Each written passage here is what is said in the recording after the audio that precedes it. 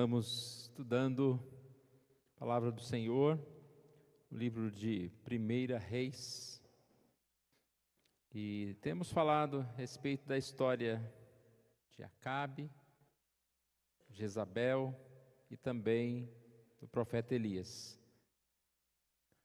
Nós vamos, como disse, terminar a primeira temporada, que nós paramos aqui no Elias. Nós vamos hoje falar um pouquinho a respeito de um fechamento, quando nós vamos ver a morte de Acabe, Jezabel e seus filhos, o ímpio sendo julgado e condenado, e Elias, que nem morreu, Nós vamos ver Elias sendo arrebatado, levado aos céus, também uma representação da salvação, do prêmio que o Senhor Deus dá a cada um de nós como eleitos do Senhor. Primeiro eu vou falar um pouquinho aqui da semana passada, depois a gente vai fazer a leitura. Se você quiser, deixe sua Bíblia aberta, é em 2 Reis, segundo livro de Reis, capítulo 2. Mas nós vamos falar um pouquinho, umas páginas antes aqui, começando lá no capítulo 21, verso 17. A história de Acabe, Jezabel, tem sido uma história já que tem ficado conhecida por nós. Um rei mau, com uma esposa pior ainda, e mesmo com o profeta Elias, sendo alguém que sempre está falando de Deus, mostrando o caminho, eles não deixaram a sua maldade. Por último, nós vimos no capítulo 21, quando essa maldade chega a um extremo de Acabe, desejando a vinha de Nabote, ter a sua esposa como alguém que arquiteta a morte do próprio Nabote, para simplesmente ter um bem material a mais. E nessa hora nós estudamos na semana passada o retorno de Elias aqui, que ele tinha sumido um pouquinho da história, a partir do verso 17, quando nós estudamos Elias ameaça Acabe e Jezabel, capítulo 1 Reis 21, de 17 a 29. Ele traz a sentença de Deus sobre Acabe, Jezabel e sua família, falando que ele, depois de matar, ainda tomou herança, então ele iria morrer. Uma das lições que nós tiramos aqui foi a respeito do verdadeiro profeta, Elias como um verdadeiro profeta do Senhor, que obedece o chamado, que proclama a verdade, e aqui nós destacamos a palavra: dispõe-te, desce para encontrar-te com Acabe. Elias obedeceu. Depois, falar-lhes-á dizendo, ou seja, Deus indicando o que ele deveria dizer a Acabe, e Elias também obedeceu. Um verdadeiro profeta, ele ouve a voz do Senhor, obedece seu chamado e proclama a verdade conforme a recebeu. Esse é o chamado também para cada um de nós, estar atentos à voz de Deus, em cumprir o ministério que ele coloca diante de cada um de nós. Ainda nesta passagem, nós vimos aqui Elias como alguém chamado por Acabe de inimigo meu. E falamos a respeito de que aqui Acabe está realmente dizendo que ele não era apenas inimigo de Elias, mas era inimigo de Deus. E quem não é amigo de Deus, ele está num caminho perigoso. Nós lemos Tiago quando diz: a amizade do mundo é inimiga de Deus. E é o que nós vamos ver hoje. O caminho que Acabe, Jezabel e sua família tomaram de ser amigos do mundo os levou a um fim trágico, a um fim muito difícil. Falamos ainda na mensagem da semana passada sobre a misericórdia de Deus. Depois de ouvir todas essas coisas, Acabe, ele fica entristecido. E o verso 27 diz que ele rasgou as suas vestes e jejuou e ficou cabisbaixo. E nós vimos que Deus, por isso, pela tristeza, pelo arrependimento de Acabe, Deus veio com um gesto de amor, de misericórdia, retardando aquele julgamento que ele iria sofrer. Ele morre, mas ele não vê a sua esposa e os seus filhos morrerem. E nós falamos sobre a bênção da misericórdia de Deus sobre as nossas vidas. Quanto nós somos misericordiosos, quanto nós somos pecadores e quanto Deus é misericordioso para com a nossa vida e nos dar a salvação e nos dar o perdão.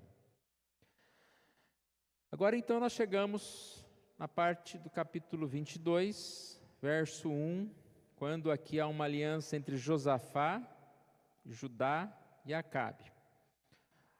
O fator aqui histórico para nós é a morte de Acabe. Então nós vamos ver a morte de Acabe, Jezabel e os seus filhos, e depois o arrebatamento, Elias sendo levado aos céus, mostrando os caminhos de Deus nessa história. Mas podemos tirar algumas lições aqui em relação ao próprio Josafá. Josafá era rei de Judá e agradou o Senhor, foi um homem bom, mas ele cometeu algumas falhas, entre elas é que seu filho casou com a filha de Acabe, Jezabel, e também ele se envolveu com os assuntos de Acabe, a batalha que Acabe iria enfrentar. Acabe decidiu lutar contra a Síria, e isso não era do agrado do Senhor. E Josafá estava lá misturado. Acabe até que tentou, dizendo, vamos chamar um profeta do Senhor, mas o profeta, que era o Micaías, disse que Acabe iria morrer, mas de nada adiantou. E há um fato curioso aqui na morte de Acabe, que é o perigo que Josafá sofreu por estar buscando essa amizade do ímpio. Nós citamos rapidamente na semana passada um pouco sobre isso. Mas se os irmãos leram, a história aqui é bem interessante. Acabe não confiou no profeta, mas ele não foi para a guerra todo de peito aberto, né? Ele foi meio escondido. Então ele tinha um certo receio de que algo poderia acontecer a ele. Mas ele não foi só escondido, como teve a ideia de colocar Josafá na frente. E olha que interessante, esse Josafá foi muito inocente, porque ele ficou na linha do tiro ali, das flechas, da morte. E nós percebemos que, mesmo assim, aí nós vemos a providência de Deus. Ele poupou Josafá quando aquelas pessoas olharam bem e falaram, não, esse não é o rei Acabe, não é o rei de Israel. Ele foi poupado. E o tal do soldado lá bravo, né, que não conseguiu achar o tal do Acabe, atirou uma flecha para cima, sabe que de raiva assim, como se desse um tiro perdido, e acertou quem? Acabe. Foi dessa forma que Acabe morreu. E aí a gente vê na sequência aqui, já em 2 Reis, nós estamos pulando várias histórias aqui para não ficar muito comprido, né? Já em 2 Reis, nós vamos ver aqui, quando se fala de Eliseu, é sucessor de Elias, mas antes aqui, nós podemos ver, lá no capítulo 9, mais para frente um pouquinho, que a história ela vai e volta aqui, no capítulo 9, que a gente vai ver o desfecho, que é a morte de Jezabel e dos seus filhos. Então Acabe morreu antes, como nós havíamos dito, pela misericórdia de Deus, né, que ele não viu a sua família se perder. Mas no capítulo 9, aqui de 2 Reis, verso 30 a 37, nós percebemos aqui um pouco dessa história. Jeú, filho de Josafá, ele mata Jeorão, filho de Acabe, Acasias, neto de Acabe, e depois mata Jezabel. A história de Jezabel também contei rapidamente. Depois de matar os filhos de Jezabel, ele vai chegando ao palácio e ele olha lá para cima, vê a Jezabel na janela e ele dá como se fosse um sinal ali para que aqueles que estavam perto, lá alguns homens que estavam ali, que estavam naquele lugar, para empurrarem a Jezabel. E eles empurraram a Jezabel, e é uma cena drástica aqui, né? O Jeú, depois que Jezabel cai, ela provavelmente já estaria até morta, ele passa por cima com o seu carro de Jezabel. E assim a morte de Jezabel, a morte do ímpio, que é colocada aqui para nós, né, irmãos? A amizade do mundo não compensa, o caminho do ímpio não compensa, e a gente percebe, né? Quantas pessoas não dão importância para Deus, blasfemam contra Deus, perseguem os cristãos, perseguem a palavra de Deus, que quando a pessoa persegue a verdade de Deus, de uma certa forma ela está querendo perseguir o próprio Deus, zombando de Deus, e nós sabemos aonde vai dar esse caminho. Na morte, no juízo, na tristeza. Nós devemos tomar cuidado para que nós não estejamos desviando os nossos caminhos, como Josafá, e devemos buscar os caminhos do Senhor. E aqui nós chegamos no capítulo 2, voltando umas páginas, 2 Reis, capítulo 2, quando temos aqui um tópico: Eliseu é sucessor de Elias, e depois Elias é elevado aos céus, e assim nós terminamos. Eliseu é sucessor de Elias. 2 Reis, capítulo 2.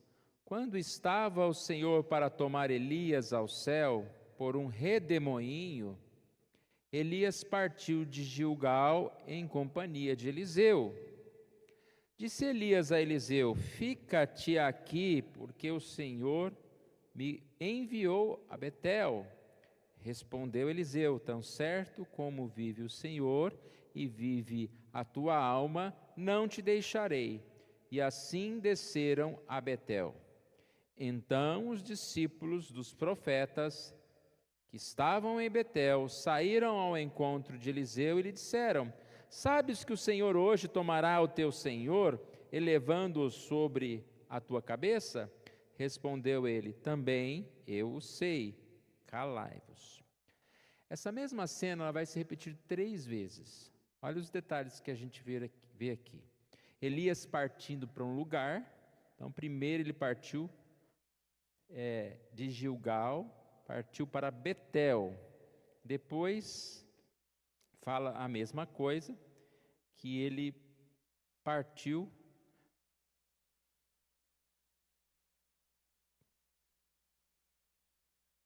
para Jericó. Acende a luz aqui para mim, por favor. Falar do Mário que não enxerga, estou igual o Mário aqui, né, Mário?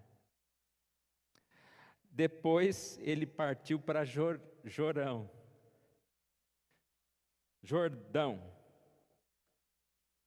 Tem que trocar fazer a aula do nosso presbítero Neto hoje, né? Tem que usar o óculos, né? Então nós percebemos 3 cidades e as mesmas coisas acontecendo. Ele fala para Eliseu: fica aqui que eu vou ali. E o que Eliseu responde? Não, eu vou junto. Eu não vou ficar. 3 vezes acontece isso. Uma outra coisa que se repete aqui é os discípulos dos profetas. Cada lugar tinha uma série de discípulos, é curioso isso. É como se escolas de profetas, vamos dizer, seminários existiam. Olha que interessante, a gente vê aqui os profetas falando, né? A gente às vezes imagina, Deus falava e eles repetiam, mas eles eram estudiosos da palavra, estudiosos, uns ensinando os outros, e aqui eles falam uma frase: sabes que o Senhor hoje tomará o teu senhor? Ou seja, eles falavam para Eliseu que Elias seria levado aos céus. Era uma notícia que estava ali. Eliseu falava: sei. Por favor, fique em silêncio, não vamos comentar. Então isso se repete 3 vezes aqui. No finalzinho aqui, nós vimos que depois, dessas 3 vezes, todas as vezes Eliseu responde para Elias: não, eu não vou ficar, eu vou junto com você. E no final, aqui diz, versículo 7, foram 50 homens dos discípulos dos profetas e pararam a certa distância deles. Então aqui sempre tinha alguém perto, mas nesse momento os discípulos dos profetas pararam e seguiu somente Elias e Eliseu, eles seguiram. O que acontece? Então Elias tomou o seu manto, enrolou e o feriu em águas, as quais se dividiram para 2 lados e passaram ambos a seco. E agora que Elias será elevado ao céu, eles estarão sozinhos. Algumas lições que nós tiramos desta passagem, quando nós estudamos aqui, nós percebemos essa amizade de Elias e Eliseu. Nós percebemos aqui que, aparentemente, Elias está querendo que Eliseu ficasse para trás. Eu vou sozinho, você fica aí.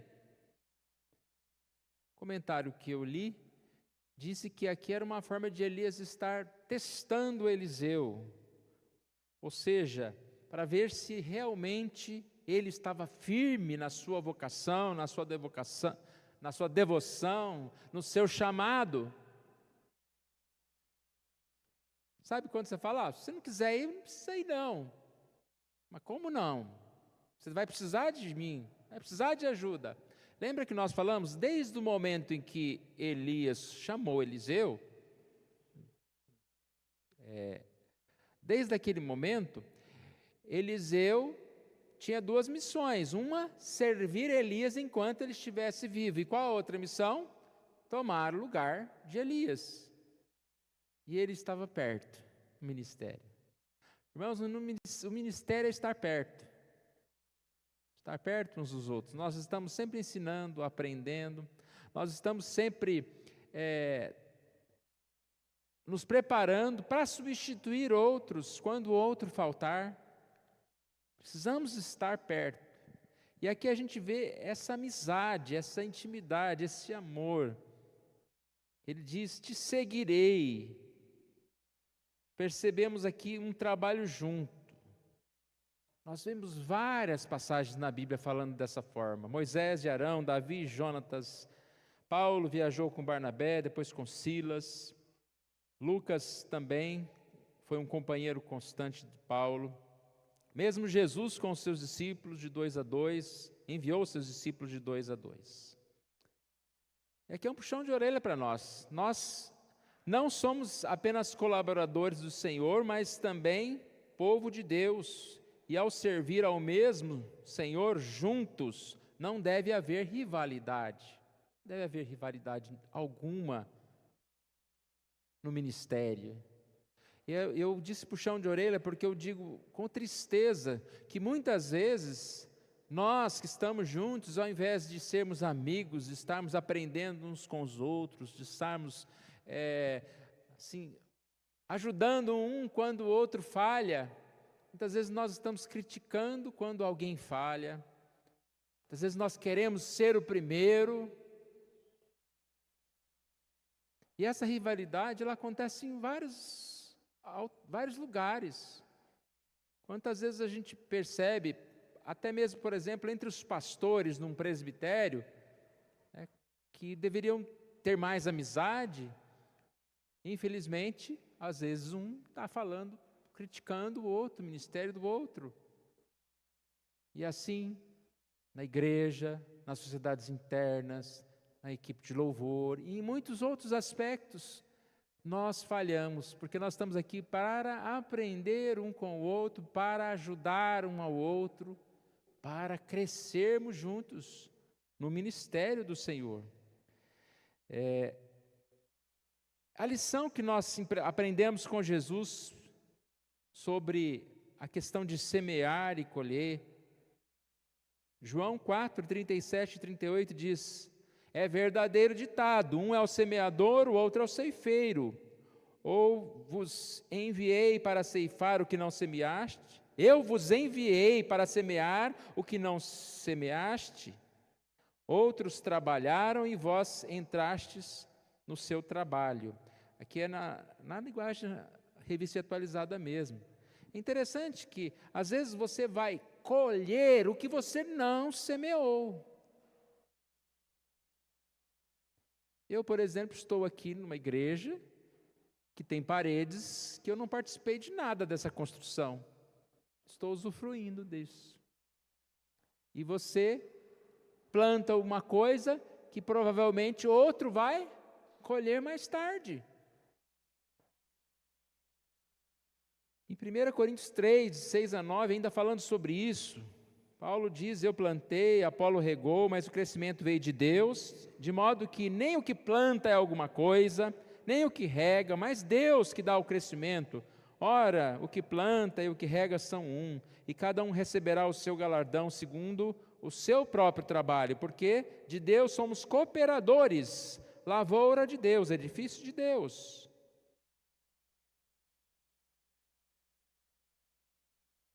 Nem o que rega, nem o que planta, é o quê? É coisa alguma. Nós não estamos aqui para, eu que criei essa calçada, pôr meu nome na calçada, né? Não, quando eu estava aqui, colocaram calçada, isso aqui não tinha calçada. Quanta vaidade existe assim, né, irmãos? As pessoas querendo ser lembradas, reconhecidas. Nós não somos nada, tudo veio de Deus, e um planta, o outro vai regar, e o outro vai, porque o nosso interesse, como diz aqui, nós somos o quê? Cooperadores de Deus. Quem é Elias? Quem é Eliseu? Cooperadores de Deus. E de repente Elias não está mais aqui, Eliseu tem uma história longa pela frente aqui, e assim as coisas vão acontecendo. A segunda parte aqui, irmãos. Elias é elevado ao céu. Havendo eles passado, Elias disse a Eliseu: pede-me o que queres que eu te faça, antes que seja tomado de ti. Disse Eliseu: peço-te que me toque por herança a porção dobrada do teu espírito. Tornou-lhe Elias: dura coisa pediste, todavia, se me vires quando for tomado de ti, assim se te fará. Porém, se não me vires, não se fará. Indo eles andando e falando, eis que um carro de fogo, com cavalos de fogo, os separou um do outro. E Elias subiu ao céu num redemoinho. O que vendo Eliseu, clamou: meu pai, carros de Israel e seus cavaleiros. E nunca mais o viu. E tomando as suas vestes, rasgou-as em duas partes. Até aqui, até o versículo 12. Como nós falamos, como eu falei há pouco, os profetas pararam em certo lugar, e quem que seguiu em frente? Apenas Elias de Eliseu. Provavelmente só Eliseu, né, viu Elias sendo arrebatado. Porque a gente vê aqui na sequência, os discípulos dos profetas procuram Elias. Os irmãos, depois leiam aqui com detalhe. Eles ficaram procurando, e aí diz, voltaram, não acharam. Então nós percebemos aqui que provavelmente só Eliseu viu este arrebatamento. Elias pediu que Eliseu dissesse qual era o presente que ele desejava, mais do que qualquer outra coisa. Essa foi uma das últimas palavras de Elias. Talvez mais um teste, né? Eu vou deixar um presente para você. E Eliseu passa nesse teste, porque ele não pediu nada material, ele não pediu nada, nenhum reconhecimento, ele simplesmente fala, né? Peço-te que me toque por herança a porção dobrada do teu espírito. Para o versículo 10, alguns comentários que eu li, ele dá uma visão um pouco diferente talvez do que a gente tem aqui. Quando Elias diz, dura coisa pediste, a gente geralmente pensa na dificuldade do ministério. Mas o que os comentaristas dizem que Elias está dizendo é que é algo que ele não poderia dar. Aí na sequência ele diz, mas se me vires quando for tomado de ti, assim se te fará. Porém, se não vires, não se fará. Ou seja, assim se te fará. Se você me ver, quando eu estiver subindo aos céus, Deus vai fazer. É como se ele falasse assim, para uma prova que você vai receber o que você pediu ou não, é você ver eu subir aos céus. E dizendo que Deus falaria. Ele não teria, como que Elias teria condição de dar esse presente para Eliseu? Só Deus para dar esse presente para Eliseu. E foi isso que aconteceu, né? Ele pede essa porção, e é algo que ele está pedindo, não era que ele tivesse um ministério maior, né? Elias tem uma igreja de 1000 membros, agora eu quero uma igreja de 2000 membros, ou eu quero ser mais famoso do que Elias foi. Não é nada disso. Ele fala de algo interno, de algo no coração, que ele tivesse a motivação do Espírito Santo de Deus para que ele fizesse as obras, para que ele trabalhasse. E esse deve ser o nosso pedido em relação ao ministério. Que Deus nos abençoe para que nós possamos fazer a obra dele. Que o Espírito Santo fale ao nosso coração.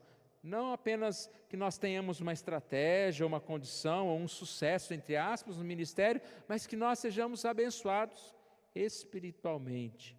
O espírito de coragem, de fidelidade, de fé em Deus, de obediência à vontade de Deus. É isso que ele pede. Elias é um exemplo e ele pede que ele tenha isso também na sua vida. E aí a gente vê o fato curioso que quando Elias é tomado aos céus, aqui fala de um redemoinho, aqui também fala de fogo, carro e cavalos de fogo. Uma cena difícil de a gente tentar imaginar aqui, compreender. E quando Eliseu diz, meu pai, carros de Israel e seus cavaleiros, ele está falando de de Elias. Ou seja, ele chama Elias de carros de Israel e seus cavaleiros. Ou seja, Elias como um homem equivalente a um exército inteiro. Como se fosse uma homenagem àquele, e não é nem que morreu, né? Mas que foi levado.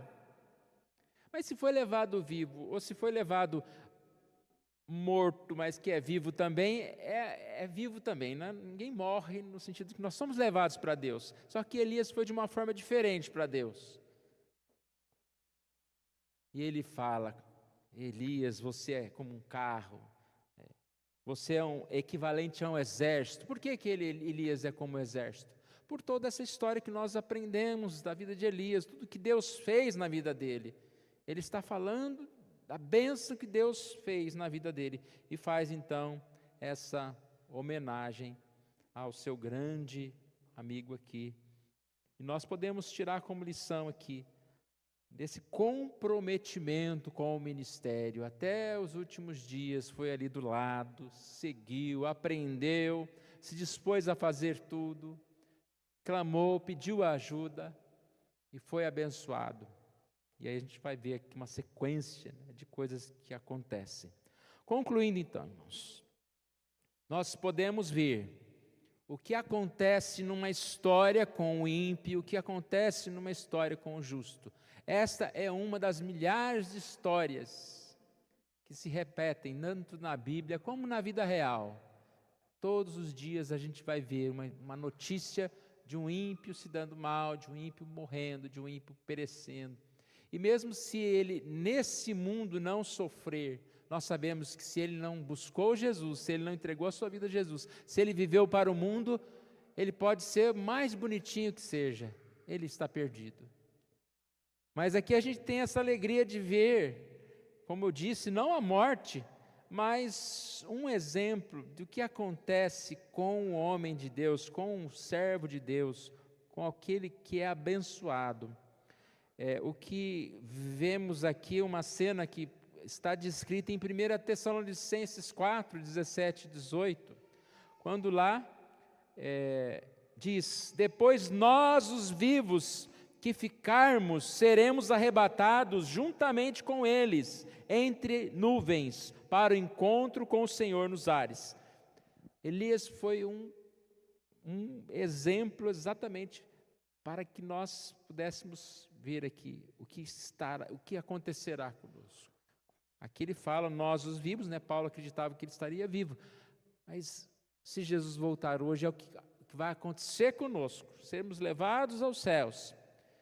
E aí diz, para o encontro com o Senhor nos ares.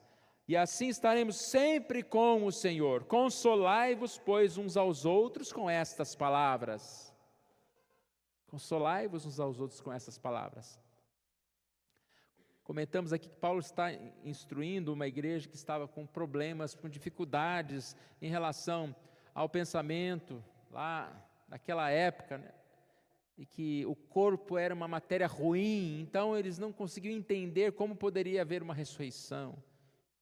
E aqui ele está falando, não, nós seremos levados com o Senhor. Sim, existe ressurreição. Lição que nós tiramos aqui então, irmãos: a morte do ímpio, representada por Acabe, Jezabel e os seus filhos. Se você quiser ver com detalhes aqui, tudo é relatado e contado como aconteceu. A vitória do justo no arrebatamento de Elias. Algumas lições, como nós tivemos o perigo da associação com o ímpio, no caso de Josafá, que quase morreu. E a história aqui de Josafá é curioso, porque havia uma ligação entre a família, né, de Josafá com a de Acabe. E nós sabemos que a descendência iria mudar, né? Um fato curioso aqui. E principalmente nós vimos o comprometimento do ministério, quando ouvimos falar sobre Eliseu, seu cuidado, seu amor para com a obra do Senhor, principalmente no seu relacionamento tão leal no ministério. Que nós possamos buscar esse caminho da justiça, que é a amizade de Deus, que é o ouvir a voz de Deus, que é estar preparados para o ministério, desejar servir ao ministério, sem rivalidade, né? sem preocupação alguma, a não ser em estar desenvolvendo cada vez mais a nossa vida com Deus, crescendo nos caminhos do Senhor. Vamos colocar em pé, irmãos. Nós vamos orar.